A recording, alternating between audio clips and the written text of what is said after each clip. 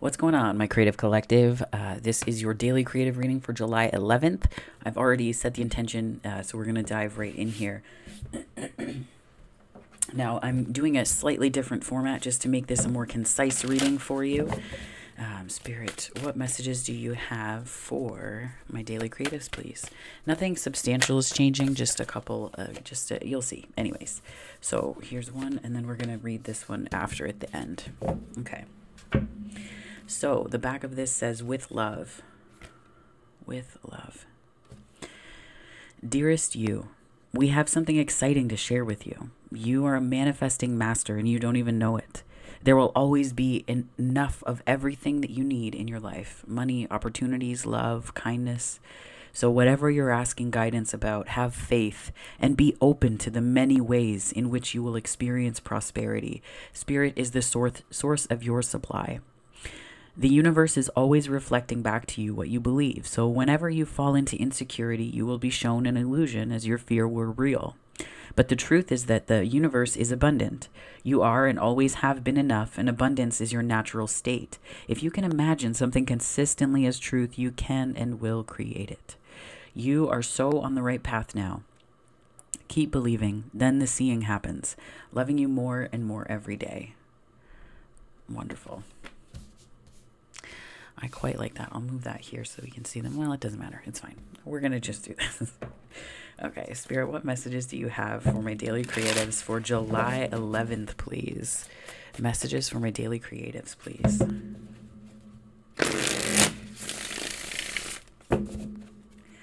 Spirit, what messages do you have for my daily creatives, please?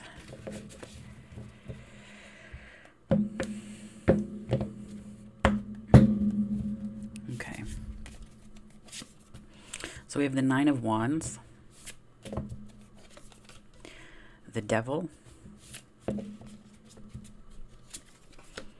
the Queen of Pentacles. We have the Tower, the Six of Pentacles, the Five of Pentacles. Bit of a releasing week, I'm feeling. A little bit. Ace of Cups, Nine of Cups, Page of Cups, Two of Pentacles. Wow. Okay. So it's almost like you're trying to make a decision about what stories are going to come with you this week, which ones are not, which benefit you, which ones don't. That's what I get with the energy of the Nine of Wands and the Devil here. There's something about, there's a process, and I say process because this is also Capricorn energy.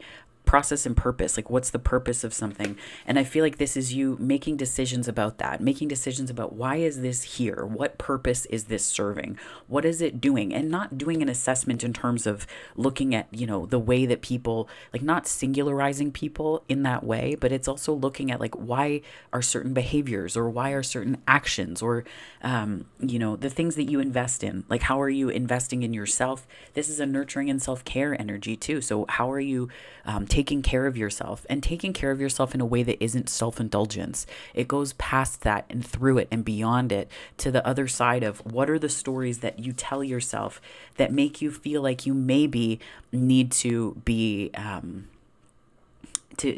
like, is it self-care from a place of actually caring about yourself, or is it from a place of defense or, you know, war or attack or that kind of idea? Like, what is this self-care needed for? What's the purpose of it, right? Like, what purpose is it serving?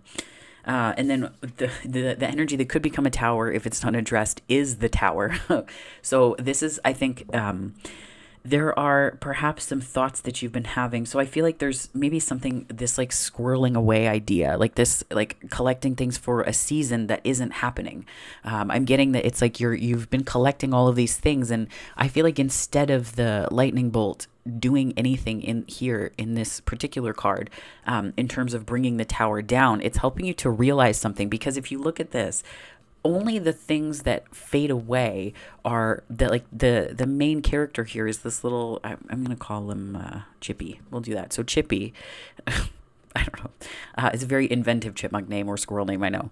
But it's like that's the only figure in this tower that isn't being taken away or erased with what is coming down and changing and shifting. So it's almost like there was a way that perhaps you were seeing these butterflies outside of you. And it's like you are coming to a realization, perhaps that is within you as well. There is that energy inside of you, right? Especially with this, and that it's something that you are wanting to tend to and that is deserving and worthy, right? We don't do self-care if we don't believe that we're worthy or deserving of it, right? It's impossible. It's like the immovable force meeting the unstoppable force meeting the immovable object, right? Like it's just, it's a tension and paradox that is really challenging to contemplate the existence of both. Like it's really tough to see how that could work. So it's almost like that energy where you're seeing that it doesn't need to necessarily be that way. You're seeing that it's not, I don't know, you're seeing, I feel like you're seeing maybe yourself, like there's an inward reflection here. The eyes are closed, right? The eyes are closed here. So it's this energy of an inward reflection and being good with you, regardless of the stories, regardless of the triggers, the buttons, the ego, all of the crap that gets in the way, like you're seeing. And I think that the reason why this can become a tower if it goes unaddressed is that this is like, I want to say this is like a sudden realization that the activities, the storing things for a season that isn't happening. It's like you're seeing that and you're coming back into a state of balance. And this is also where you can prioritize reciprocity. So you take that internal awareness of self-care and worth and deserving, and then you translate it into this reciprocity where it's a give and take energy. You're giving and taking in equal measure. There's an equilibrium. It's not an imbalance. And sometimes, okay, so just to clarify, sometimes in relationships that can happen where things are out of balance, but that's an agreed upon thing between two people or more if you're in a polyamorous relationship. So this is like you're seeing the multiplicity of these relationships, or you're seeing the multiplicity of this balance. How do I word this? The multiplicity of the things that can become imbalanced, right? But it's a pre-agreed upon thing. So for example, when I was doing a lot of activism, I've mentioned this before, in July, because that was the community pride, I would kind of be really inaccessible to people, and it was just by virtue of what I was doing, right? So there was an imbalance in my relationships, my friendships, right? It was just, well, I'll just say relationships because that includes like friends, family, whatever. So it would be really imbalanced. And when, even now I think about when I was in grad school, very imbalanced, right? It was really imbalanced because I had to put all of my time to do well into what I was doing. So it can be this state of imbalance, paying attention to the way that can change your perception of yourself. But I feel like this is more so an equal give and take as just the norm, right? That's just the norm. And that's the protagonist position. The antagonist position in this little journey that we're going through here is this Five of Pentacles, which to me that represents a way that there's, allowing yourself to be too in, like, it's like self-pity. Like, don't try to not be in that energy. I feel like it's not going to be very helpful because the challenge here is this Ace of Cups. So it's like there's an offering of love in some capacity. It could be, if you're coming to this reading for work, it could be a job offer. It could be, somebody asking you out on a date. It could be connecting with a friend. It could be connecting with a new friend, right? Connecting with someone that you haven't connected with in a long time. And it's like a new start, a fresh start. So it's all of these different ways that love and appreciation and gratitude can come and be made manifest in our lives. So it's like there was a necessary reflection period here where it was like, what season are you actually envisioning yourself in versus which one are you actually in, right? Which one are you actually in? Because this one is more of fear-based, right? And this one is far more in balance. And it's just recognizing the dynamics of both. And recognizing what you wanted from both. Like, this season does serve a purpose. This is like, it's almost like a hermit season with the little squirrel there. The tower is the realization in the way it's coming in intuitively that that's not the season that you were in. This could also just be a change of season, like an abrupt change of emotional season, and not one that comes with like crashing, like the home of this little chippy here is intact, right? But it's just the behaviors and the activities and the accoutrement of where they were, right? So it's like there's a shift that's happening in regards to this sense of value and what we're valuing, because these are all earth energies or pentacle energies, the devil, the Queen of Pentacles, Six of Pentacles, Five of Pentacles, and then we go into this beautiful Cups energy. So it's like I want to say a realigning of what would have been or could have been, keeping things back for you, because a lot of it had to do with perhaps getting in your own way. With the way I'm seeing it here, the Nine of Wands, the Devil, Queen of Pentacles, Tower, Six of Pentacles, Five of Pentacles. This is like an inward reflection, for reflecting energy. And then so the overcoming card is this Nine of Cups. This is an element of confidence in your emotions, right? I think about the Nine of Pentacles as a confidence card. The Nine of Cups, though, to me is like emotional fulfillment. This is a wish granted. This is your heart opening with good reason, right? Not because we're externalizing our source of joy, not because we're doing that or responding in that way. This Nine of Cups is really about this Nine of Cups in this particular spread is really understanding. It's like counting your blessings. Like, I look at this ace is coming in, and the reason why it's a challenge is the question, like, have you been counting all of the aces that have come your way thus far? Or have you been counting the lack of pentacles and, or the lack of cups and in this, like, tangling with value, tangling with importance, the tangible things that have happened to you? Or are you looking at things from a for you lens? So it's like counting the blessings of all of the cups that have come before this moment in time, right? I have this like leadership thing that I put together. It's sort of like a goal map, goal mapping, that I put together over, to use over a year. And one of the things that I focus on in it is like, why is this achievable? Why is this achievable? How have you faced harder stuff? How have you faced more difficult things on your journey and overcome them 100% of the time? How do you know that you can handle this intentional forward movement that you're setting up for yourself?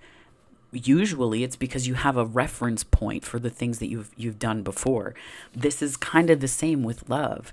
When are the other times? Don't look at the fact that things might have not worked out. This includes like, relationships at work or with friends or whatever is bringing you to this reading. Specific to creativity, this is a generative, it's cup-centric, 12-12 on the time. So it's like counting your blessings and looking at how all of these things are coming together for you.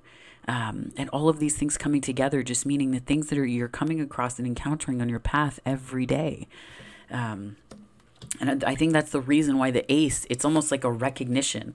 Like, the challenge here is like, are you able to recognize the ace?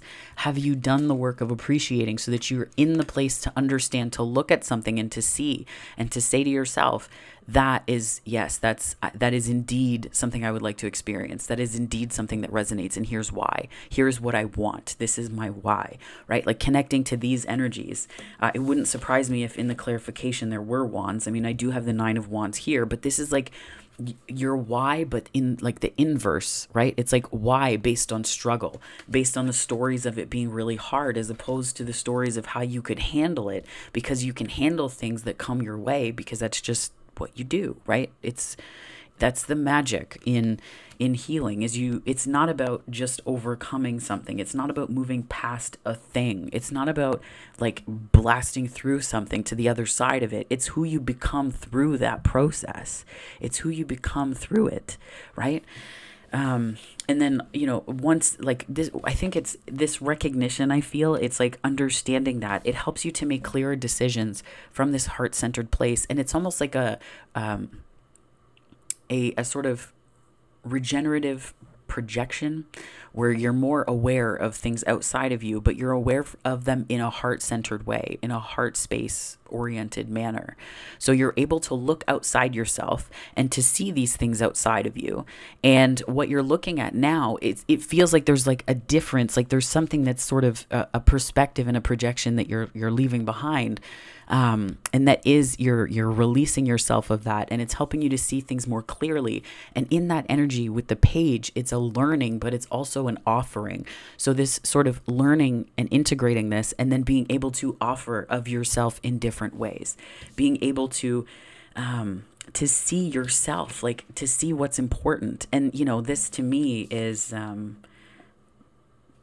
lot of, I mean, it's a message of love. It's an offering of love. But I also see this based on the intuitive reading of these cards is it's like you're able to offer yourself more clearly with greater clarity. Your heart is clear because you're not projecting, right? And that's what this energy can draw us into, is projecting outwards onto things and people, things that we might need to do for ourselves or see in ourselves. So it's this remedying of projection, I feel, and that's where it's like this clarity in the heart space.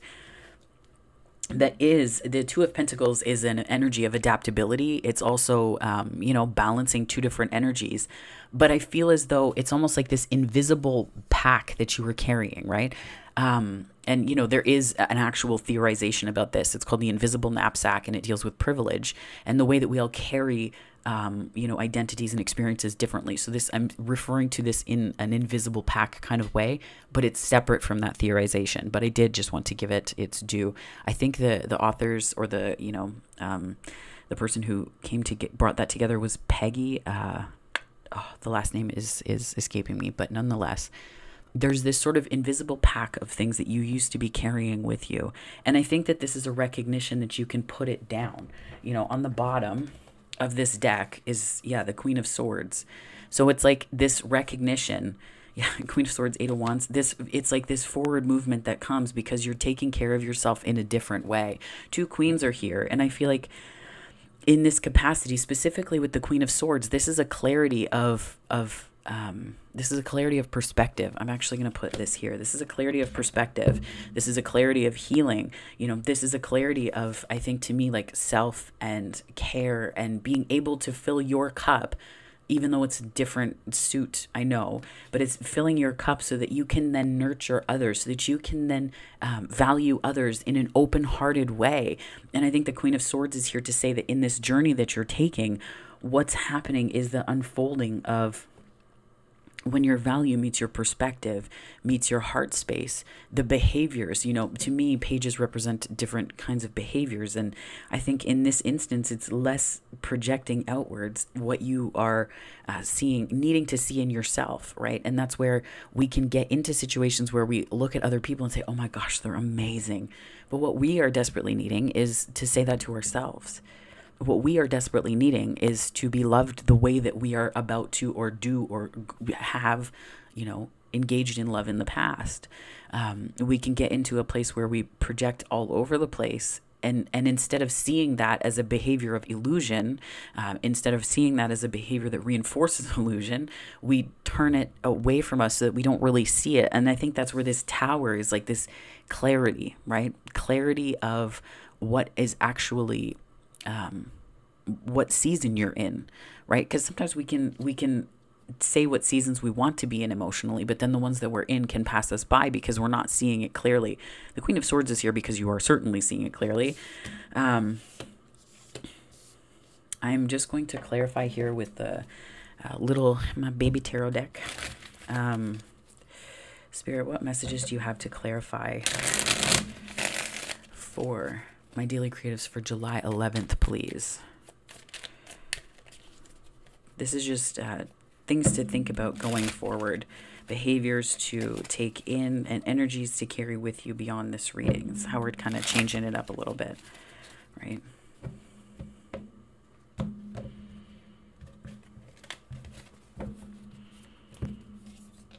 So we have the World.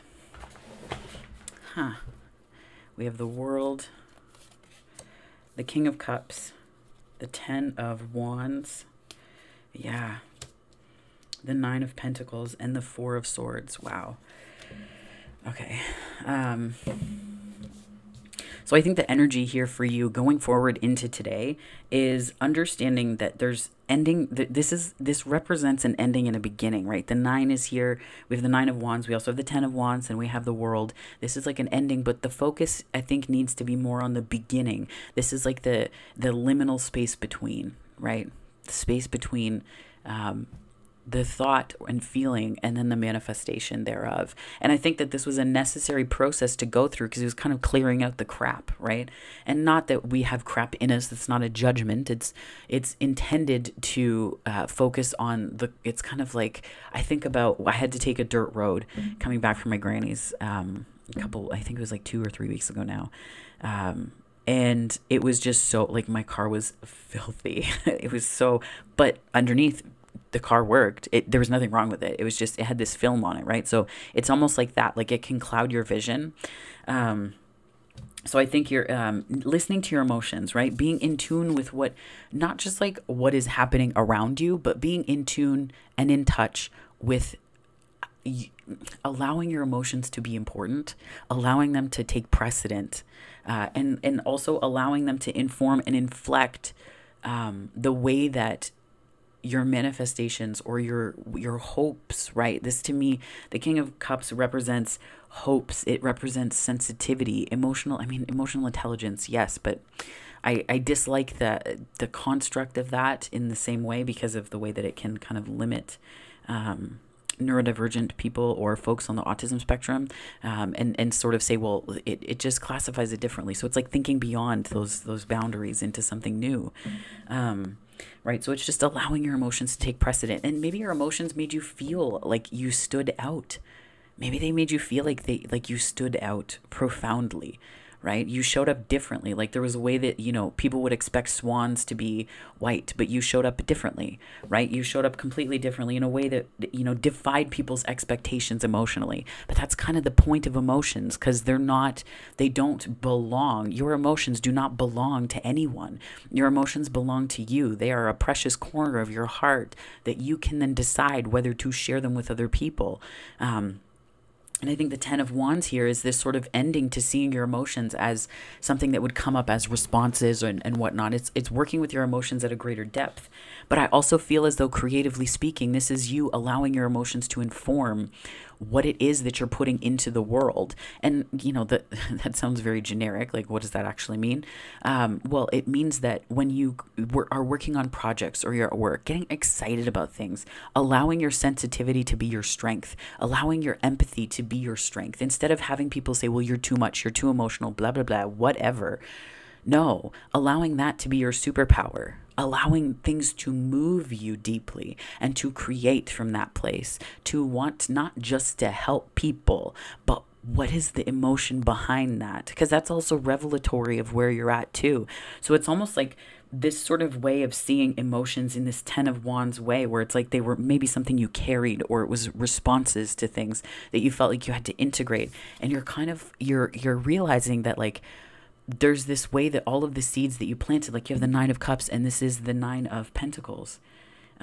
So it's like all of the things that you planted emotionally, this is the tangible realization of those things, not just in a sense of confidence, but this is also a sense of like anchoring yourself in all of the things that you want becoming real. So let me break that down, because that sounds really big. But it's like when a manifestation comes to fruition, what does it mean in the context of where you are? Sure, it can become real, it can become tangible, but what does that relate to, and how does that inform your journey, right? If you planted these seeds, think about each pentacle representing a part of yourself that you are expressing outwards, or that you're taking in. These are all things that you value. These are all this is like a basket of why, right? A basket of why. And I think that there's maybe a call for a little bit of rest here. Rest, but not, I want to say rest and relaxation. Could be, a need for vacation, because I did see the Eight of Wands kind of pop out on the bottom of this deck here. But I think this really is, I'm hearing reevaluation. Like, that's what this is here. Nine of Pentacles, Four of Swords, a reevaluation. A reevaluation. But I feel like ultimately you're healing the things that kept you from yourself, right? That kept you, disconnected from your emotions. Because I'm almost seeing this Ten of Wands between the King of Cups and the Nine of Pentacles as like static. I'm seeing this as like noise, that like you were feeling specific things, but there was this sort of noise that you were making that was making it unclear of how to make this a reality. But I feel like that's sort of something that you're healing, and that's coming into realignment. And I feel like that's where it's like this sort of realignment, this reconfiguration energy here, where something is being healed, and it's like a return to innocence, right? It's a return to that state where you're like, oh, there's nothing wrong. Like, it's forgiving yourself a little bit too, I think, right? It's forgiving yourself a little bit too. So I'm going to, so that, I mean, that's the reading for today. I'm going to start to pull the other cards here just to give us some affirmations to take with us today. Oh, my hand is itchy. Affirmations to take with us today, and then we'll read that postcard from Spirit. So Spirit, what messages do you have? Love is my teacher. Yeah, that's beautiful. Love is my teacher. Think of someone you care for deeply. Ask love to show you how to make your relationship sweeter and more loving. And also ask that person too, right? Like, because that's a loving thing, is to ask them, like, how can I love you? Like, do I love and appreciate you, like, in a way that's helpful? Sorry, I went for a 5K run today, and then I came home and I did weights. And so I was holding the weights, and I think it's like, the material of it, I think, is just giving me a time. So love is my teacher. And then, just asking people, you know, and it seems like such a counterintuitive thing, because it's like allowing yourself to see. And I think that's where it's like you get out of your own way a little bit with this offering here, right? This way that you're offering to other people, you're offering to yourself. You're able to do things with greater clarity, because all of the stuff that you were trying to articulate about your experience in yourself, it's like, this is like the need to prove that you belong, and this is the knowing that you just do. And there's a different energy to it, right? You don't engage the same. And so I was reading this is like, anyway, there's a book that Aaron Doughty recommended like months ago. It's called No More Mr. Nice Guy. So I got it at that time and I read it.